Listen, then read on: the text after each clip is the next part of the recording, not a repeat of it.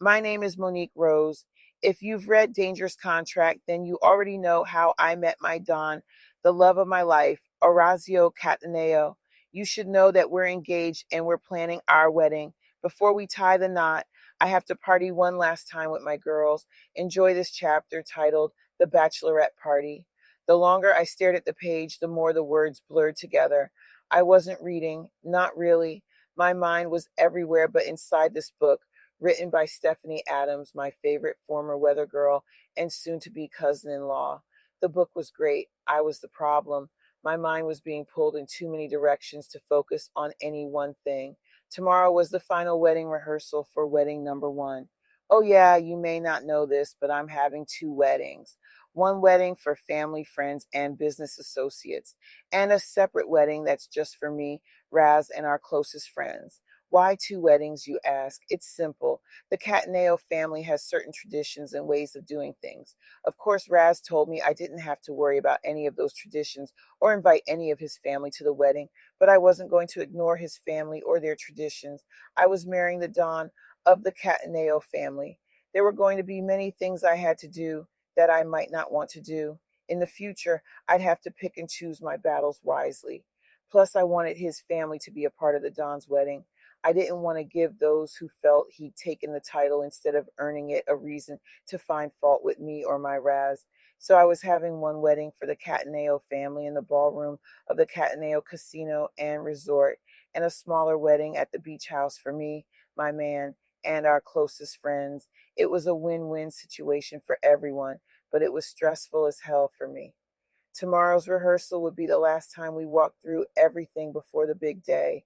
The first big day, there were still things to check, like decorations, last minute catering details, and seating arrangements. I should have been making a mental checklist, but instead, all I could think about was young Denver.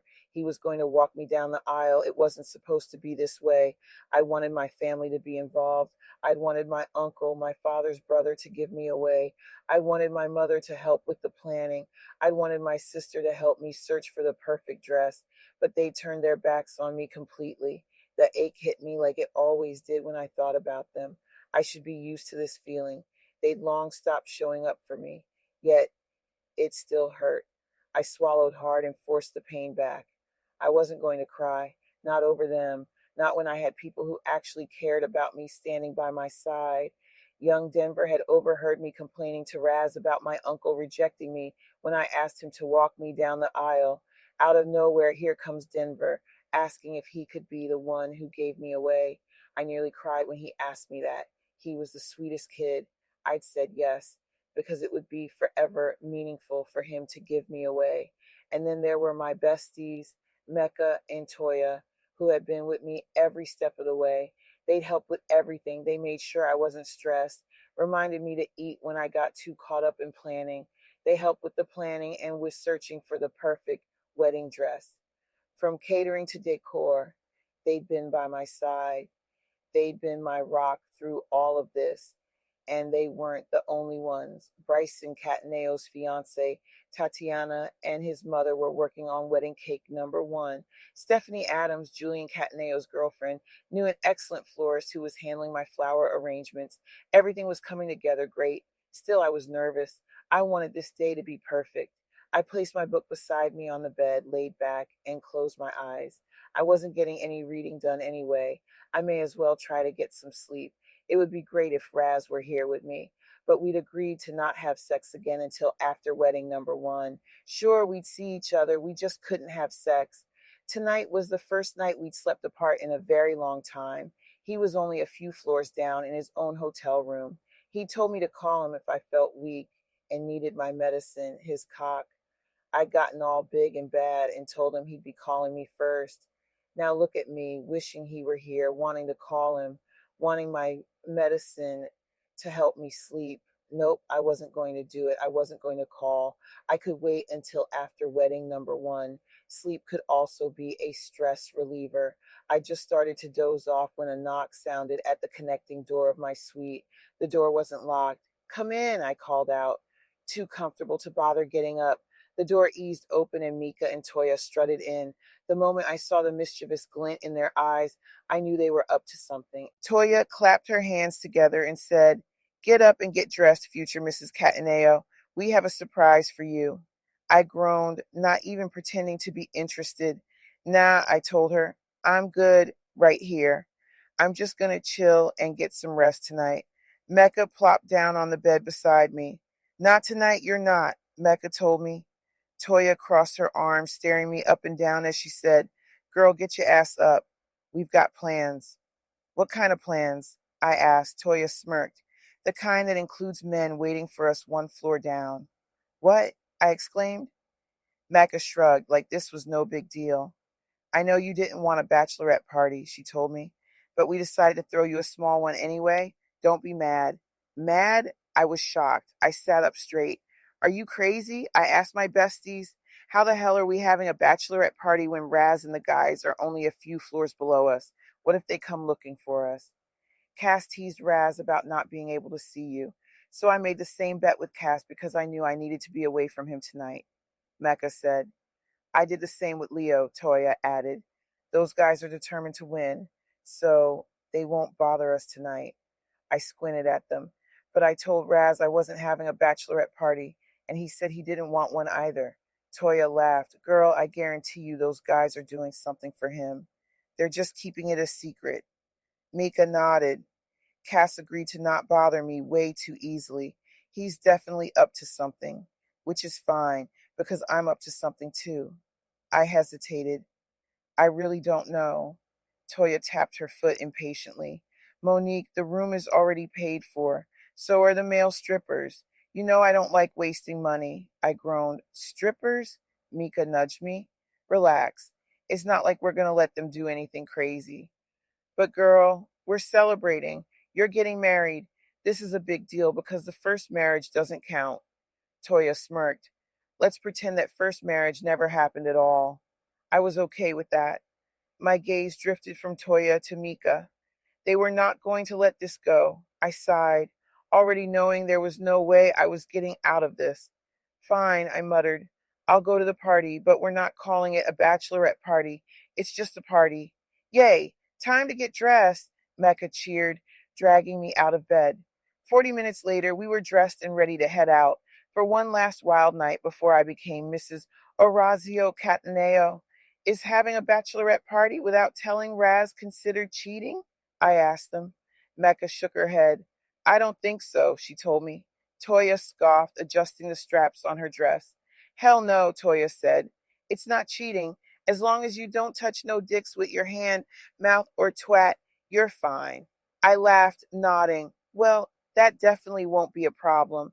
With our makeup set, hair laid, and outfits perfect, we grabbed our purses and headed for the door. The moment we stepped into the party suite, music thumped through the space, bass vibrating against the walls. The dim lighting gave the room a sultry, intimate vibe, and I had to admit Toya had done her thing with the setup.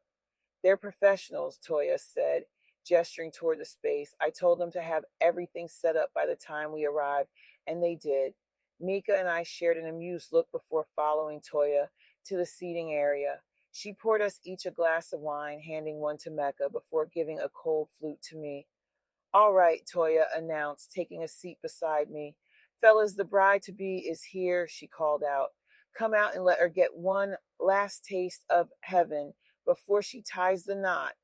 Mika clapped her hands. "Yes, bring on the entertainment," Mika yelled. I smirked and took a sip of my wine, waiting for the show to start. But after a few seconds, nothing happened. Toya frowned. "All right, maybe they need more enthusiasm." She turned up the volume a bit and tried again, her voice louder this time. "Fellas, the bride to be is waiting," Toya yelled. Still nothing. I arched a brow and glanced at Mika, who shrugged, sipping her wine. Toya huffed and got up, turning the music down. "Maybe they didn't hear me," Toya guessed. Clearing her throat, she tried one last time. "Yo, strippers, get your asses out here," she yelled. Silence, then a noise. All three of us turned toward the closet, every muscle in my body tensing at the soft shuffling sound coming from behind the door. Toya's eyes narrowed. "What the fuck was that?" Mecca was already gripping the champagne bottle like a weapon, ready to swing. I slid a hand into my purse and wrapped my fingers around the cold steel of my gun. Out of the corner of my eye, I saw Toya doing the same. We crept toward the closet like we were on a damn mission. Mika positioned herself to the side, bottle raised, while Toya and I stood in front of the door, weapons drawn. Toya took a deep breath. On three. I nodded, heart pounding. One, two. On three, she yanked the door open. The three of us screamed. Inside, the damn strippers were tied up, duct taped like hostages, their wide, panicked eyes staring back at us. Mika lowered the bottle. What in the hell? She started. I turned to Toya, who looked just as stunned as I felt. Oh, hell no, Toya muttered. What the fuck is going on? The tension in the room thickened when Raz's voice cut through the air like a blade. You three tell me what's going on, Don Orazio Cataneo exclaimed. I froze, his deep voice sending a shiver down my spine for all the right and wrong reasons. I turned my head slowly, and sure enough, stepping out of one of the bedrooms was my fiancé, Orazio Cataneo. Behind him was his brother Caspari, and bringing up the rear was their guard, Leo. Busted. We were busted. Damn, damn, damn. I slid my gun back into my purse, trying to figure out how the hell to explain this. The looks on their faces told me they already knew we were up to no good. What's going on, Monique? Raz asked, his tone laced with disappointment and amusement. And don't lie to me, Rosa, he added. I opened my mouth, but nothing came out. Shit. What to say? Who are the men in the closet? Cass asked, arms crossed, as he nodded toward the very door Toya had slammed shut seconds ago. What closet? Mika asked, her voice so damn innocent it almost sounded believable.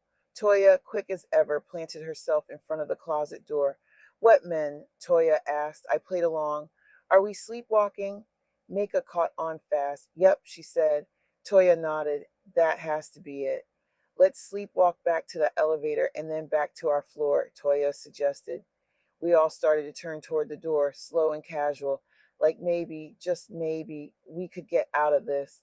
You must think we're stupid, Leo said dryly. We froze mid-step. You said you weren't having a party, Raz reminded me, his voice deceptively calm. I didn't dare look at him. I could feel his gaze burning a hole through my damn soul.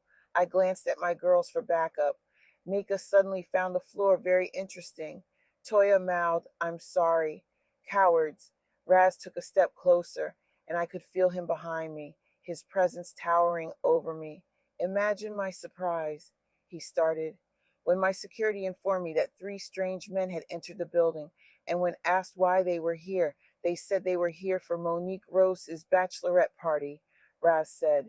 Toya's eyes went wide. I forgot about the guards, she muttered under her breath. Mecca frowned. Those damn guards are snitches, Mecca whispered, pouting. I heard that, Cass stated smoothly, watching her like a cat watches a mouse. He has hound dog ears, Mika muttered under her breath. Cass smirked. I sure do. And you deserve a spanking for lying to me, telling me you were going to stay in and read a book. Where's the book, Mika? Mika sighed and shut her eyes, probably cursing her entire life's decisions.